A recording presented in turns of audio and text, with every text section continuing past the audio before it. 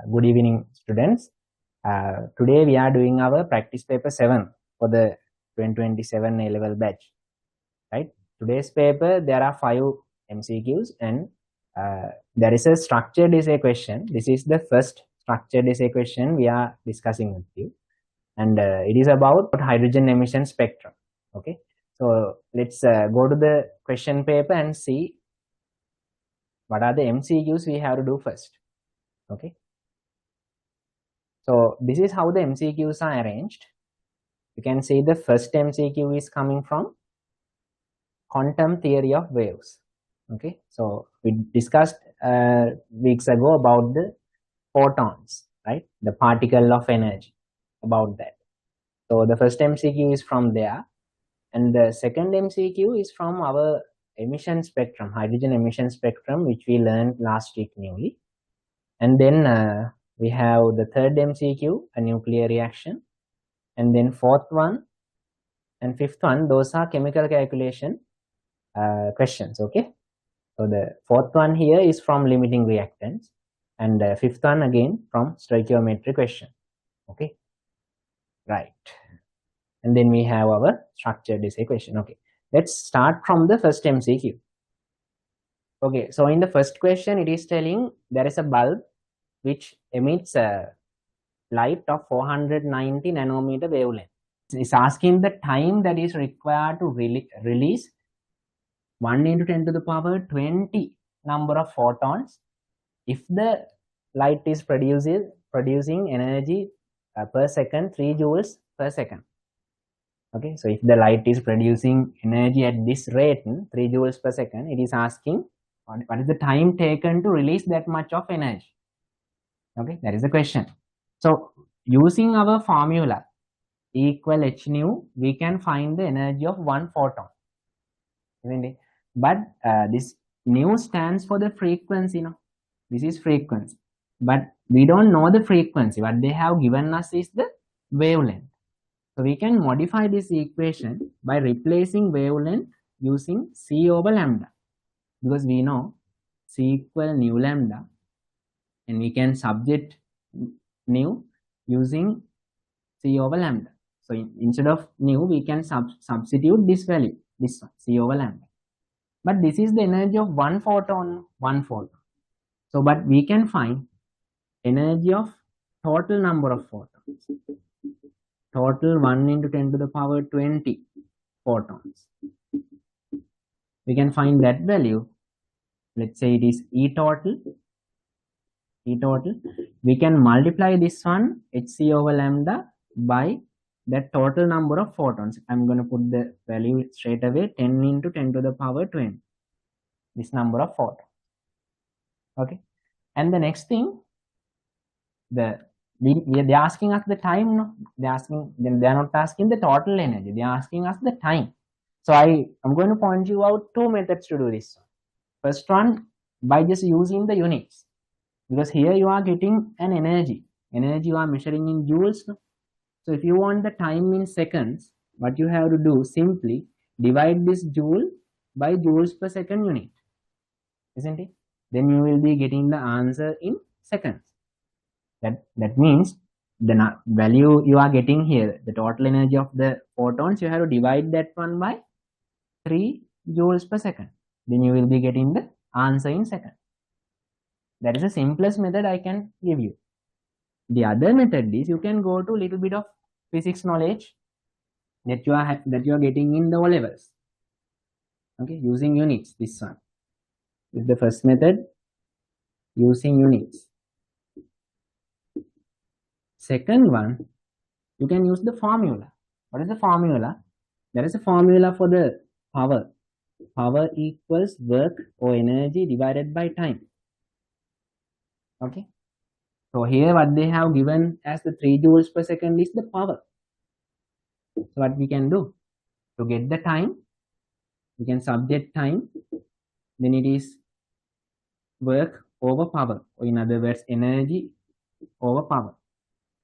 Understand? So that means you have to divide this total energy by power. That's what it is telling.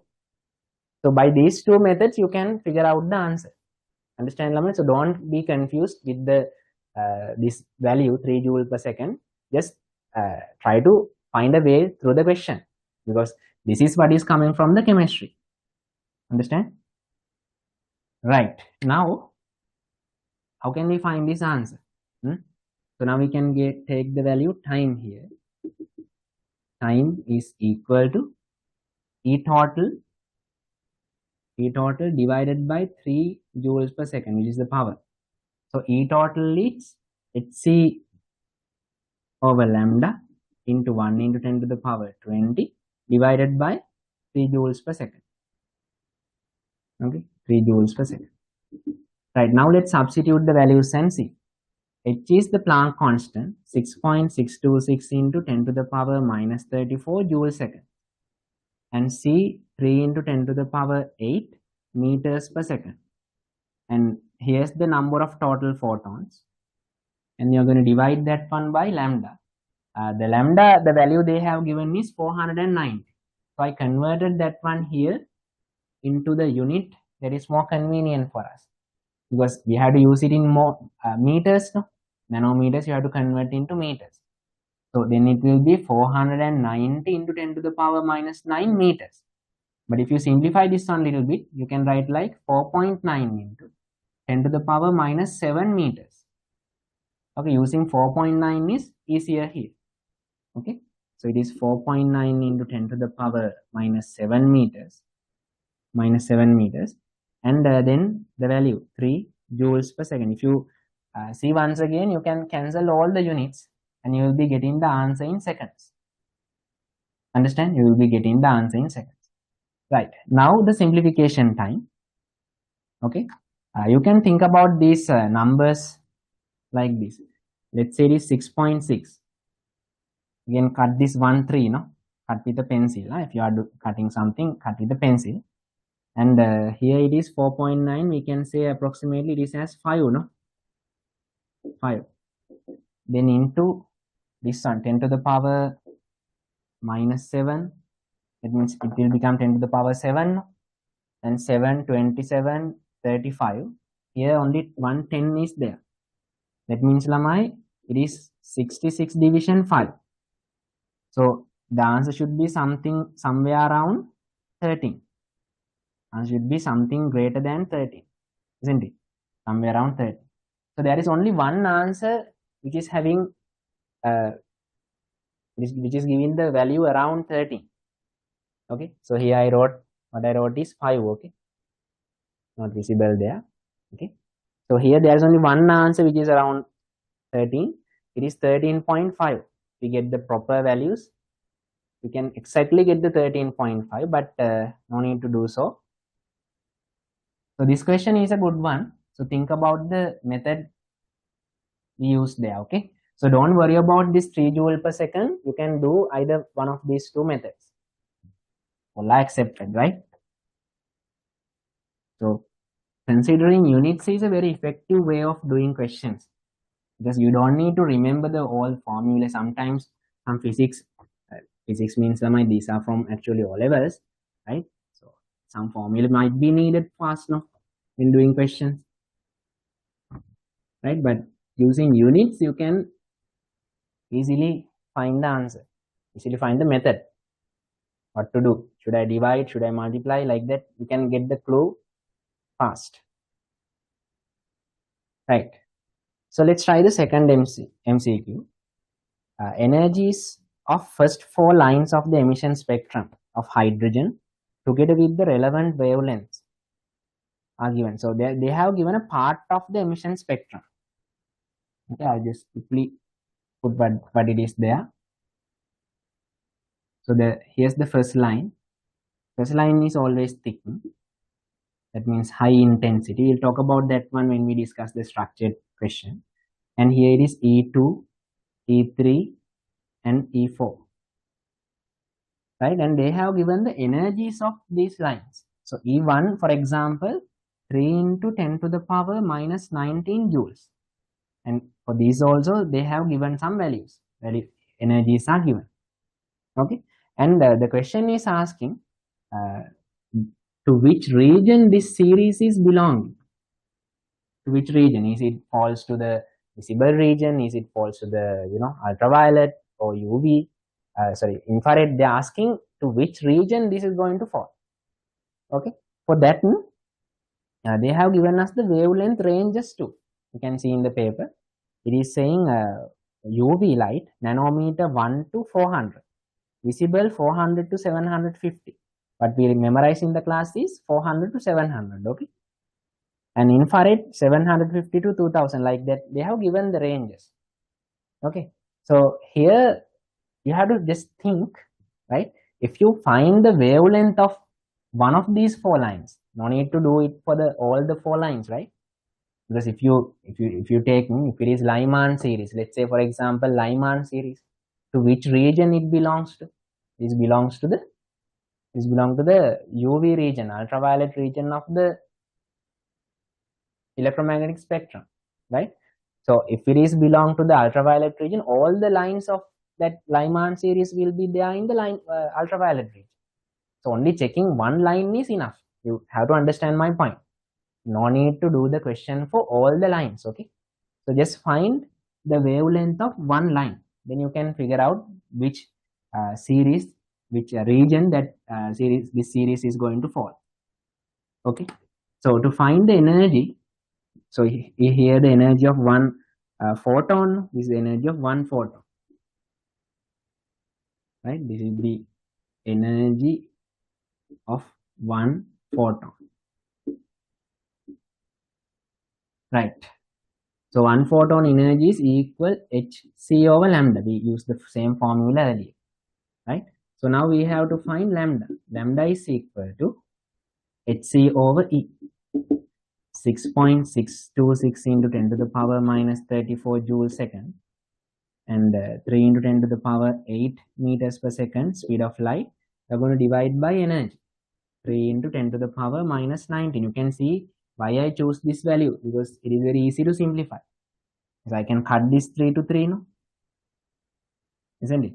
Then once I'm simplifying this one, it will become like 10 to the power minus 19, and when it comes here, it will become plus 90. So it's 27. Okay, minus 34 and plus 27, if you add them together, you'll be having minus 7.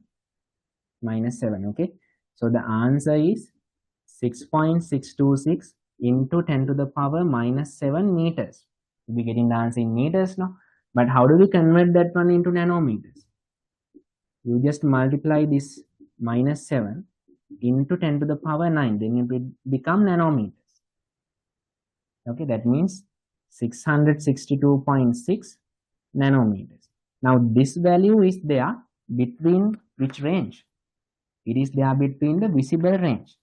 Okay, see, the visible range is 400 nanometer to what they have given here is 750, but we remembered it as 700.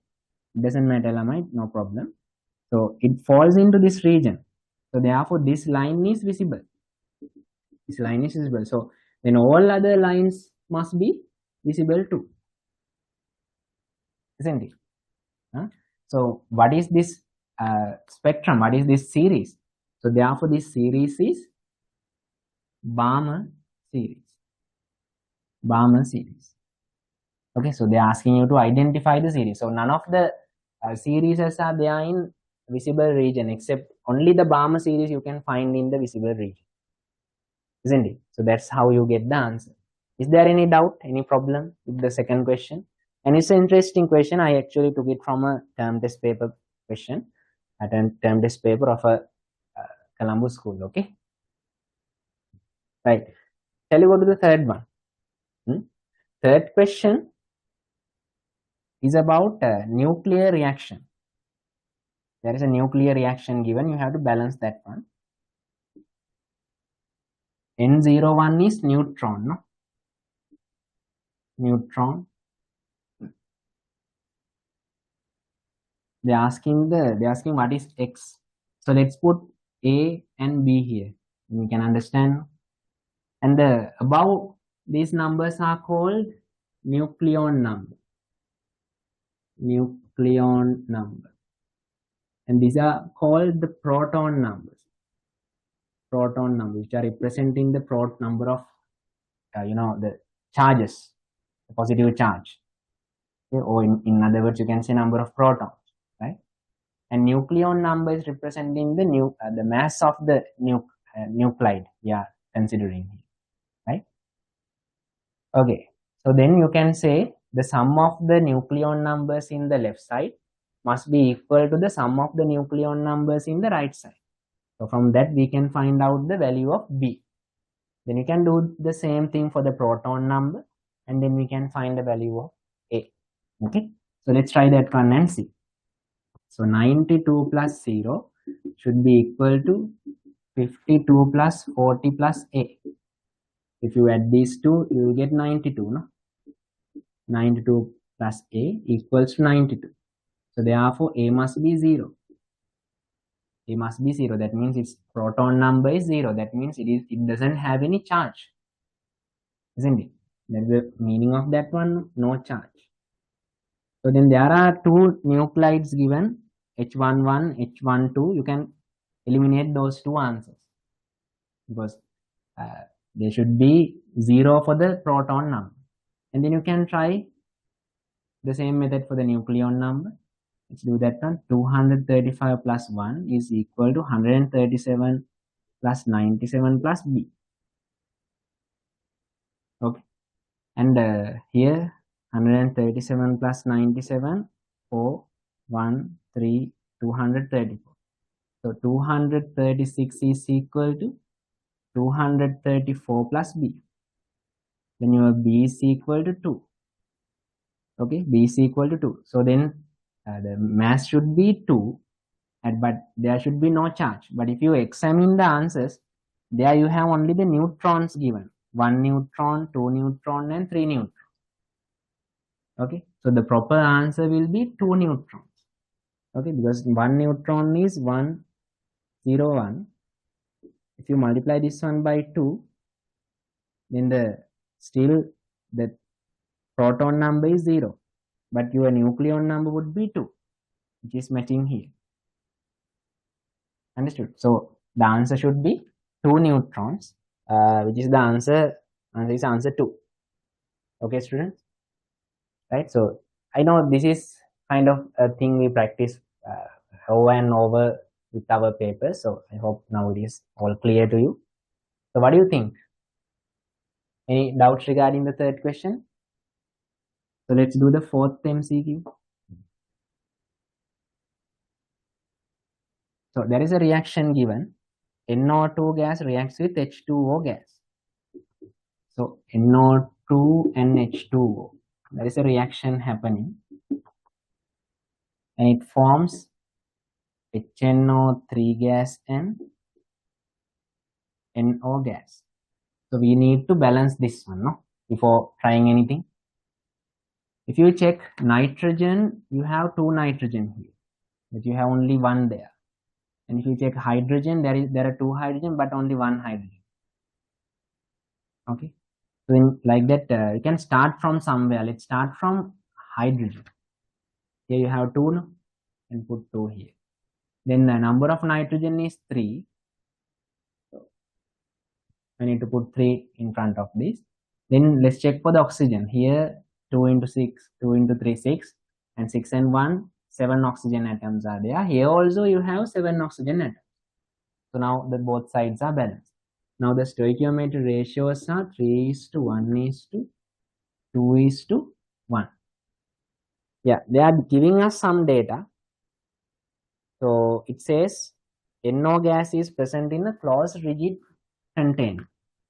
There is a container that contains NO gas. Okay, so they have given data regarding the container. The volume is given, and the temperature is given, and the pressure is given. So once you know these 3 data about the NO gas, you can find out easily the number of moles of that one, because there is a formula PV equal nRT, isn't it? If you subject N, you can find out the moles of NO. So let's do that one. Moles of NO is equal to PV over RT. The pressure they have given 7.2 into 10 to the power Newton per square meter, and volume 4.157 cubic decimeters. Now we have to convert that one into cubic meters by multiplying from 10 to the power minus 3. Okay, then divide that one by 8.314 universal gas constant joules per mole per Kelvin, and then temperature 127, which means 400 Kelvin. Okay, so by simplifying this, you can get the number of moles of NO. So here 1 and here 2, right? And then yeah, you can simplify further. It will be like 3.6. You can divide that one by 4. It will be 0.9. Then these tens and everything get cancelled. So you'll be having 0.9 moles. 0.9 moles of NO. When you continue to read, you will see it is telling 7.2 grams of water has also inserted. Okay, 7.2 grams of water vapor. So that means they are giving another data regarding another reactant. So number of moles of water also you can find. You have to do here, what you have to do here is divide the mass by the molar mass. Okay, so 7.2 grams, water's molar mass is 18 grams per mole. Okay, so it's divisible by 2. So 3.69, 0.4 moles. 0.4 moles are added, right? So since they have given us data regarding two reactants, so this question will be falls into the type that we call as added reacted remaining, limiting reactant questions. Okay, so because one of the reactant will consumed completely, that reactant, what we call as the limiting reactant, that one will decide how much of the reaction will happen. Okay, so what is the limiting reactant here, students? Tell me, what is the limiting reactant? Added, reacted, and remaining. What is the limiting reactant here? Yes. So NO is there 0.9 and H2O is there 0.4. What is the limiting reactant? Which one will be consumed completely? Which one will be consumed completely? So send the answer. Okay, very good. Yes, NO2. That's NO2, right? NO2, yes. Because you can think in this way, if 3 of NO is there, then 1 water is needed. So let's say you have 9, then you will be needing, you have multiplied this one by 3, and this also should be multiplied by 3. That means you will be needing 3 water, isn't it?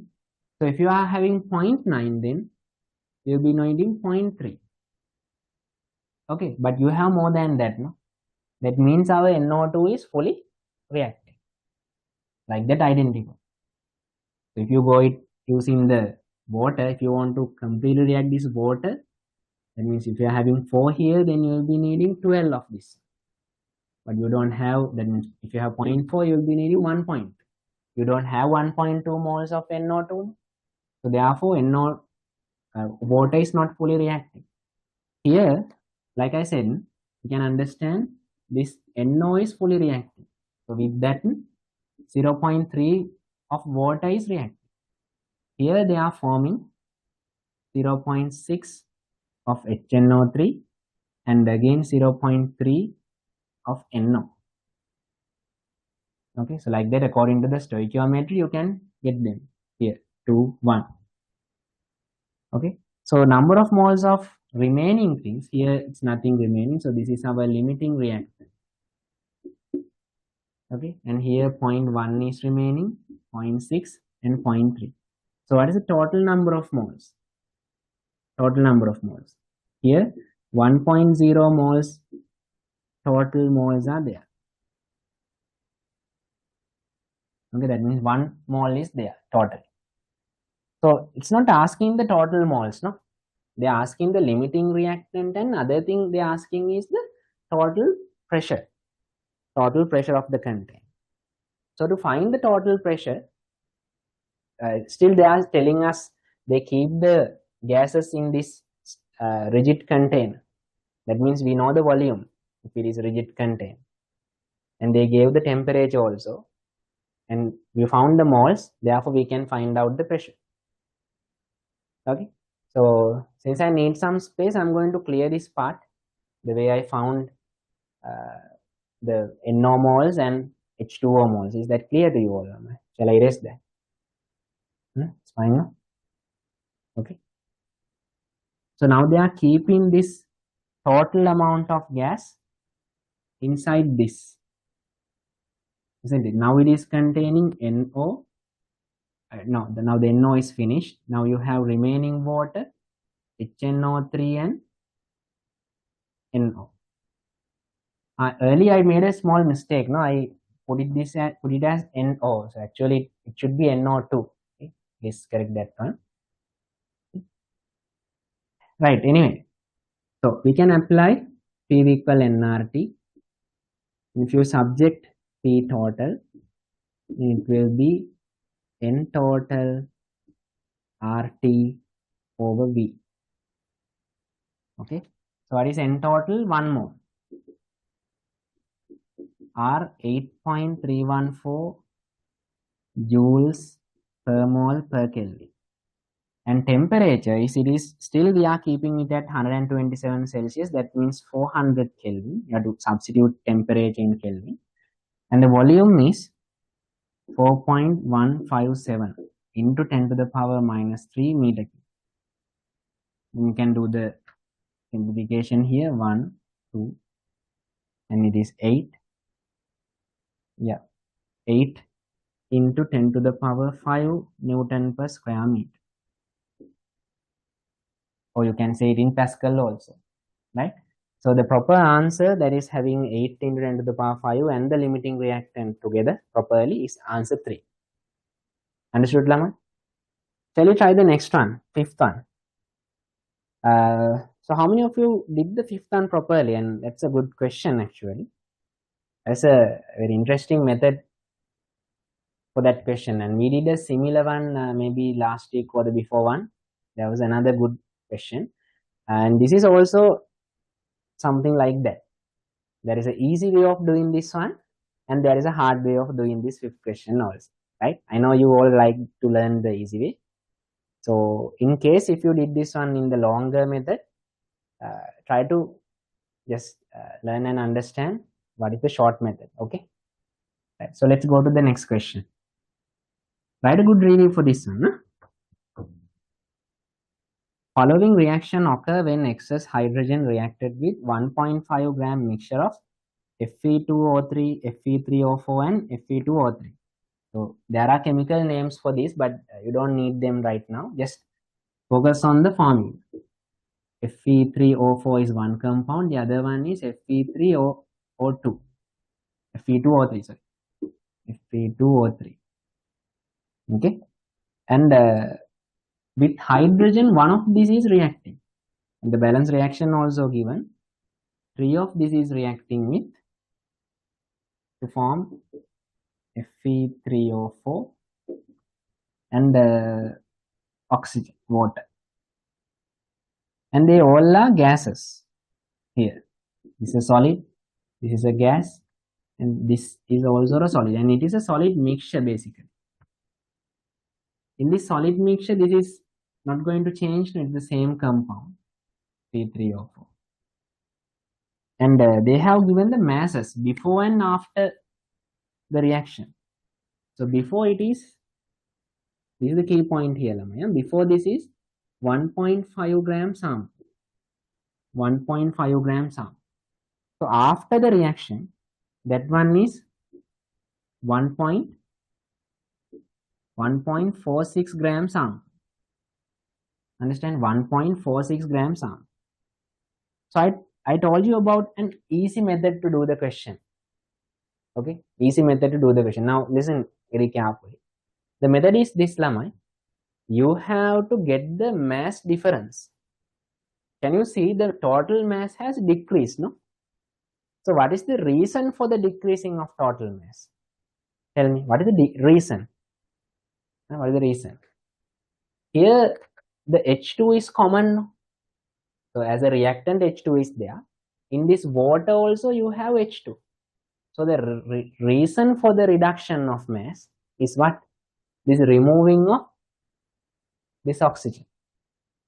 Understand? Removing of this oxygen. Try to figure out that. Huh? I'm going to write that too. Okay. Reason for the reduction of mass. Reason for the reduction of mass is the removal of oxygen as water. Understand that? Okay. So if you get the mass difference, in other words, you can say the mass difference is equal to what? Mass difference is equal to oxygen mass. Okay, oxygen mass. Remove. So do we have any doubt here? Any problem? Anything about the sentence I wrote? So I'll do the simplification after this. Don't worry about that. But the one I wrote here, do we have any doubt?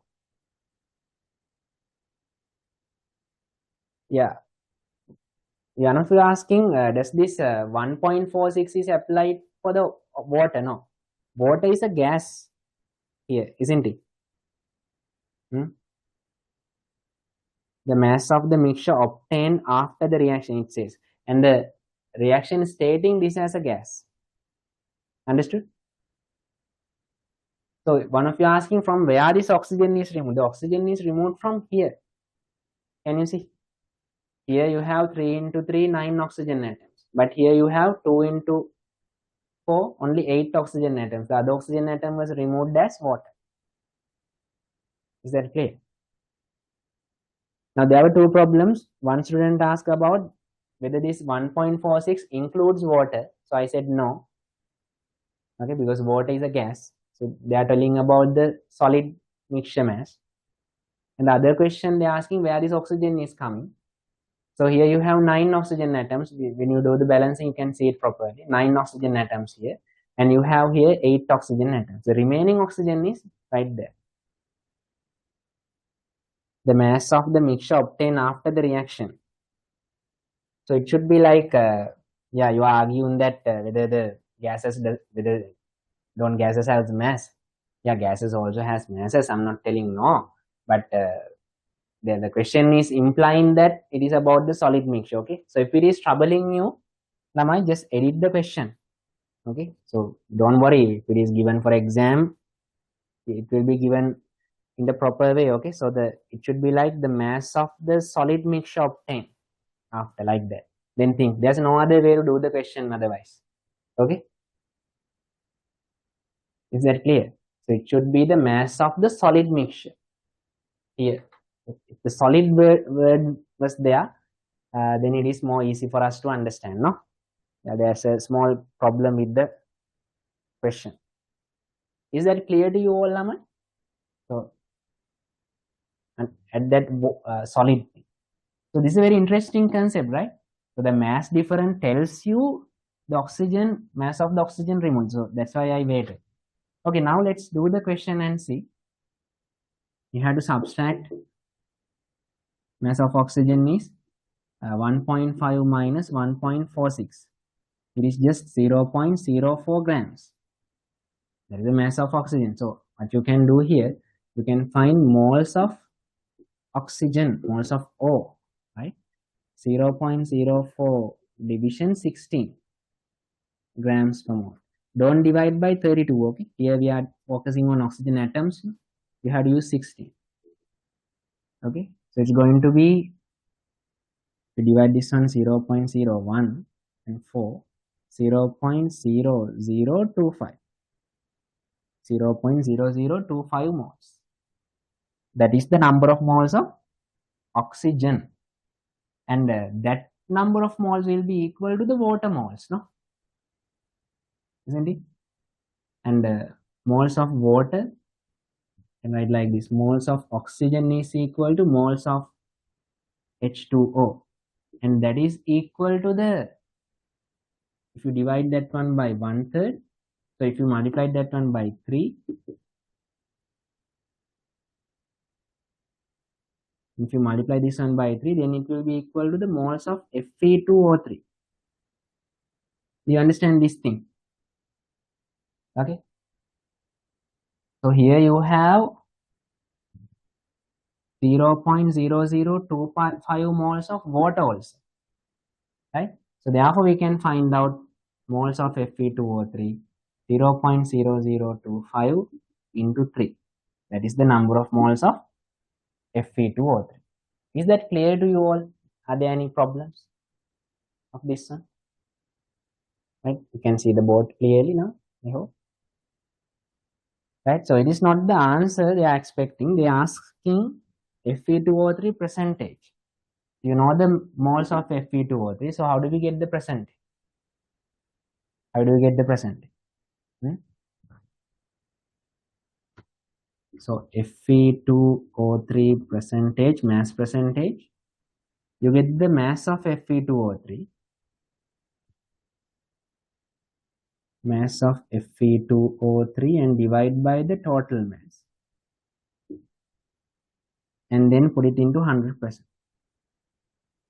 The mass of Fe2O3 is 0.0025 into 3. Then we have to multiply by the molar mass, which is 160. 160 is the molar mass of Fe2O3. Okay. And then divide by the total mass, which is 1.5.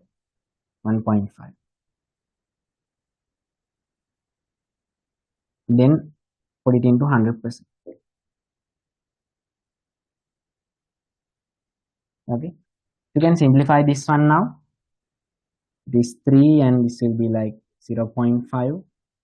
You can cut 0.5. It will be 0.5. You can cut 0.5 with this one. So however, after simplifying, you will be getting the answer as 80%. 80%. So as a summary, if I say this one once again, right? Here we have a mixture of these two compounds. Don't worry about the formula, okay? So one of that compound is reacting with hydrogen. When it is reacting with hydrogen, an oxygen atom which was inside the compound is going to remove as water with H2. Earlier it was H2, now it is H2O. It is taking an oxygen atom away from the solid niche. Think about that. That's why I am telling the reason for the reduction of mass of the solid is the mass of removal of oxygen as water. Then if you get the mass difference, that is equal to the mass of oxygen removed. That is the special point. Okay. So then we found the moles of oxygen. Then there is an equal number of water molecules for the moles of oxygen. Okay, water moles for the moles of oxygen. Then if you have water 1 mole, then you will be having 3 moles of Fe2O. So in that same way, if you have 0.0025 moles of water, you'll be having 3 times like that here. Okay, that's how we got the Fe2O3 moles here. Then finally we did find the mass percentage. Here I multiplied by the molar mass of Fe2O3, which is 160. Okay. You have to calculate 160. Okay, you can't just put it there. So there are 2 iron, so 56 into 2, 112. And 3 oxygen, 16 into 3, 48. 160. Yeah, so that's it for the 5 MCQs. Now shall we go to the structured essay answer? I'm going to explain a little bit. Now you had asked some doubts also regarding the question. Let's discuss here. Right, so what is the first question they ask me? Atomic spectrum is important finding information of atoms. Okay. Atomic emission spectrum of hydrogen is a line spectrum. Line spectrum, you can write there lamai non-continuous spectrum. Non-continuous spectrum. That means some of the wavelengths are absent and only some of the wavelengths are present. Line spectrum. So spectral lines occur as several series of lines. We all discussed that one last week. We have highest energy Lyman series, then we have Balmer in the visible region, then we have 3 series in infrared region, Martian, bracket and Fun. Okay, like that we have some idea. Now let's see what they are asking to write. Write 2 information that can be obtained by studying the atomic spectrum of hydrogen. Okay, so they are expecting you to say, yeah, what are the informations. So I'm going to tell you what is there in the answer. So in the answer I gave you, it is telling by using hydrogen spectrum, you can say that there are energy levels in hydrogen, isn't it? So the first one, electrons of atom exist in energy levels or shells with specific energy. That word is important. You have to say specific energy. And the next one, when moving away from the nucleus, the energy gap between shells decreases. That also you can obtain from the emission spectrum, isn't it? If you quickly draw the energy levels and all, so what you're actually getting is this, no? This is your Lyman series L1, L2, L3 like that. And then you have the Balmer series B1, B2, B3, B4. And these are called as H alpha, H beta, H gamma, and H delta also. And it has colors too, isn't it? RGBB. This is what you are seeing now. So depending on these diagrams, we can predict how the energy levels are arranged, isn't it? So you can see when you move towards the direction of increasing energy, what is happening? Increasing energy, the lines are coming closer together. And they are having specific lines also. Specific lines gives you the idea that electrons are there in specific energy levels. And by seeing the decreasing of the gap, you can say that energy gap between the lines are also decreasing, isn't it? So Lyman series is a result of electrons falling to the first energy level. Okay. So the first line of Lyman series occur because of this transition, L1. The second one here, L2. Now if you would see the third one, it is coming from right here. It's n equal 1, 2, 3, and from fourth energy level. When it is coming from fourth energy level, you can see the energy gap between 3 and 4. Let's say it is as x, it is at y. Here x and that one is y. So now you can see x is larger than y. That means energy gap is decreasing, isn't it? You can see that one here also. Here you have the x gap. Here you have the y gap, isn't it? So from the emission spectrum, this is what we call as emission spectrum. Emission spectrum. Not this, okay? This is the explanation. The Bohr model. This is the Bohr model. Bohr model explanation diagram. Explanation diagram. Don't get confused. This is not the emission spectrum. Okay, this is the emission spectrum. So from this you can get that idea that energy levels are that there are energy levels, and then the energy gap between levels are also decreased. Understood that one? So that is the answer you have to write for the first one. Okay. So write 2 information you can obtain from the emission spectrum. I hope that is clear. Any doubts, Lama?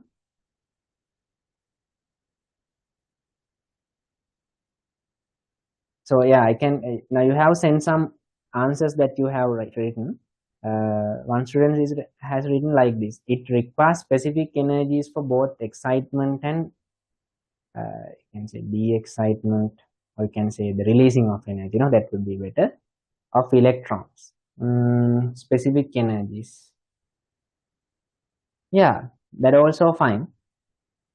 Now, because from these colors, you can say exactly red color is absorbed. Okay, that is one information you can get. Specific energies are needed for the electron excitation. Okay, right, that is good. That's fine. And another question. So what if we write that electron absorb or release energy during their transition? Yeah, that is okay. The same thing. Okay, you can say energy absorb or release during transitions. That also information you can obtain. No, it's a direct one actually.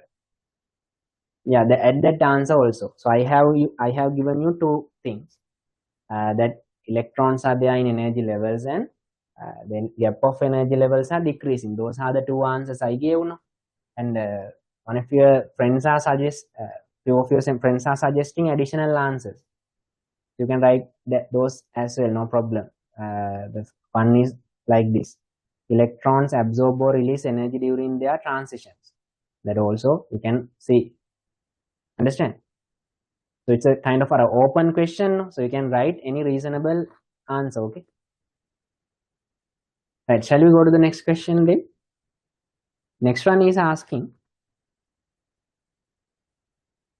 when gaseous hydrogen atom absorb electrical energy, electrons go to excited state. Explain how a spectral line occur by this process. Okay, so yeah, so like we discussed earlier, if an electron is there in a given energy level, it has to absorb a certain energy to jump to the other energy level. So if that electron want to come back, then it should release specific energy in order to jump back to the lower energy level. Like that, the specific word is always there. Okay, so that you have to explain in this question. So I'm going to read that answer for you, the one I have given in the marking. To attain the excited state, electrons are absorbing specific energies from electromagnetic radiation. These radiations are absent in absorption spectrum. So they are asking about the absorption, right? Look at the question again. When gaseous hydrogen atom absorb energy, electrical energy of electrons go to excited state. Explain how spectral lines occur by this process. Yeah. So the question is telling about electrical energy something, but still let's consider it as light energy for a second, and this answer will be okay. To jump from low energy state to high energy state, electrons are absorbing energy. Then those energies are absent in the absorption spectrum. Okay, so then the absorbed energy will be released in the next spectrum, which is the emission spectrum. Remember? Okay, right. And another thing, Lama, you can use electrical energy and heat energy also to excite electrons. So earlier in the class, the typical diagram we are using is, in that typical diagram we are using light energy to excite electrons. So in other words, electromagnetic radiation. But you can use heat as well as electrical energies to excite electrons, because anyway, heat and electricity, those are forms of energy. No? So electrons can absorb that energy, right? Then they can jump into higher energy levels, no problem. Just like the electromagnetic radiation, isn't it? So therefore, it's fair to say using electrical energy or heat energy, right? Understood? So, but this question, I built the answer by considering it like light energy, okay? Yeah. Okay, so don't worry about the first and second questions that much. So let's start, go from the third one. That's where most important things are present, okay? Shall we go to that? Look at the third one. Answer the following questions using the line series that is visible to human eye. Okay, so what is the series visible to the human eye? It is very easy. What? Balmer series. You had to write Balmer series, okay? And the region of electromagnetic spectrum is visible region, and which is you have nanometers from 400 to 700. And then electronic transitions are happening from upper energy levels to, or you can say higher energy levels to second energy level. Okay, and those are the answers expecting for the third one. And another important thing we discussed in our last session, remember, the question is also asking name two other species that produces line spectrum similar to the above spectrum. So we are talking about hydrogen spectrum. So hydrogen is a single electron atom. Okay, that's why it is producing a simple spectrum. So this might look complicated, but still relative to other elements, this is very simple. Okay, in visible region, you have only 4 lines, but if you take another element, I'll add some images to the group also, you will be having number of lines, Laman. Even you can't even understand that properly, right? Because there are so many lines. It's like a fingerprint to the element. Okay, each element has a unique series of colorful lines. So earlier scientists used those spectral lines to identify elements also. Okay, like that. So if the element is having 1 electron, these kind of lines are coming. Okay, so then kind of similar emission spectrums will be given by single electron systems. For example, helium plus. Helium has 2 electrons. If you remove 1 electron, it is helium plus. Okay, helium plus. Understand? So helium plus also will give you a similar spectrum. But remember the word similar, okay, not the same. Right? So these lines will be little bit changed. Okay, sometimes they might shift to one side like that. Don't think about much about that one, but anyway, it is similar but not the same. Helium and lithium 2 plus, helium plus and lithium 2 plus, like that. So what is the reason for that shifting? They all have 1 electron, but why the helium and lithium, those ions are having helium plus and lithium 2 plus are having a little bit different spectrum, similar but small differences are there because of their nuclear charge. Okay, so helium plus is having 2 protons in the nucleus. That's why the nuclear charge is different.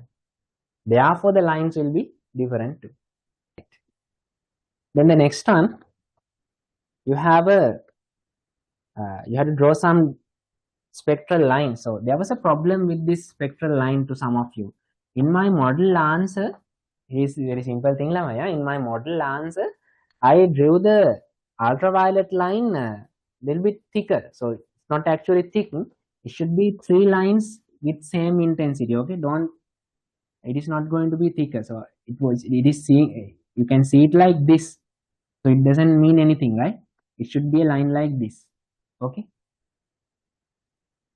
Right, now let's see. They are asking you to draw some spectral lines. So these information are given. First one, draw the relevant spectral lines in the box given above. Name them as ABC respectively in the increasing order of the wavelengths. Wait, I missed some data. Yeah, above you have some additional data given. Excited electrons at 4th energy level of hydrogen atom can reach the ground state. Ground state means the first energy level, okay, the most stable energy level. Okay, ground state, first energy level, due to nuclear attraction by electronic transitions only between consecutive energy levels. So the electrons are transmitting between consecutive energy levels. Consecutive energy levels means between the adjacent energy levels. Okay, let's draw another set of lines. So 4 lines we need, no? It is say like this. Now the 4th energy level electron, when it is coming to the first energy level, it has to jump like from 3 to 4 to 3. Okay, 3 to 2 and 2 to 1. So then you have to show it according to the relevant scale also, because they have shown here this is UV, right? This is visible, and this is infrared, IR. Okay, so our 4 to 3 transition is belong to the Partian region, Partian series, and it is there in the infrared region, and then 3 to 2 transition is there in the visible region, and 2 to 1 transition is there in the Lyman series in the UV region. This is how you have to draw the 3 arrows. Understood that one? That is how you have to draw the 3 arrows. Okay, and it's there in the marking also. And draw the second one, they asking draw the electronic transition for the spectral line. You drew in one above. Yeah, first of all, they asking the emissions. Yeah, there's a box given above. I didn't see that. Okay, so you have to draw them first of all in the box. So if it is the infrared region, same regions are there. You just have to draw 3 lines. That's it. Nothing more. Okay, so this one here, and here one, and here another one. That's it. Okay, it shouldn't be tick or anything, right? And spectral lines, name them as A0, B0, and C0. So this is A0, B0, and C0. C0. Okay. Okay. And then third one, state to which line series the emission spectrum of hydrogen do the lines you drew belongs. So the first one, this line belongs to the Paschen series. And this one belongs to the Balmer series. And this one belongs to the Lyman series. Okay. Like that you have to draw. Understood, Lama? That means here what they are expecting, drawing only 3 lines, okay? Because then student, they know that student also know that 4 to 1, 4 to 3, 3 to 2, and 2 to 1, like that. So they belongs to each Paschen, Balmer, Lyman. They are first lines of each of them. No? So then they belong to the infrared and visible UV. So you have to show just 3 lines. That's it. I hope that is not that difficult, right? Yeah, don't use the thickness, because the thickness is no point. No, there's only 1 line in the Balmer series. There's only 1 line in the Lyman series. So if you're having 2-3 lines in the Lyman series or Balmer series, then you can compare among them, like I did here. So for this one, I can add the thickness thing. Here I can draw L1 thicker and B1 thicker, because there are several other lines in the Balmer series. No, so I can compare them with this. Right, but here I don't have anything to compare. There's only 1 line, so no point of showing the thickness there. Okay, another question, in that spectrum box only the visible yeah, but the visible, that's, I think that you understood that now. So they are not asking you to draw only the visible ones. No, you have to draw all the all 3 lines. Yeah, isn't it? Okay, right. Right, then there is a small question to do. Prove using calculations that the spectral lines you identified. Yeah, so you have to show that the Balmer series line is there. No? This one. You have to do a calculation and show that it is there in the visible region. So in my answers, I think it is there. So you have to say B0 is belonging to the visible region. The question is a little bit unclear, no? Isn't it? I took it again from a term test paper. No, it's from a provincial paper, as I remember. It's provincial paper. Not central province, as I remember. So anyway, you have to say B0 is the one there in the visible region, like they are in the answers. And you have to explain how to find the energy of that one. Okay, because the energies are given in this line. So B naught is jumping from 3 to 2, no? So you have to get the difference of get the energy difference of these two energy levels.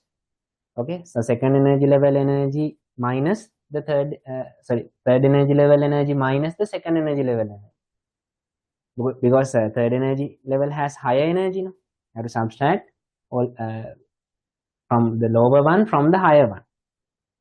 Okay, so you will be getting the answer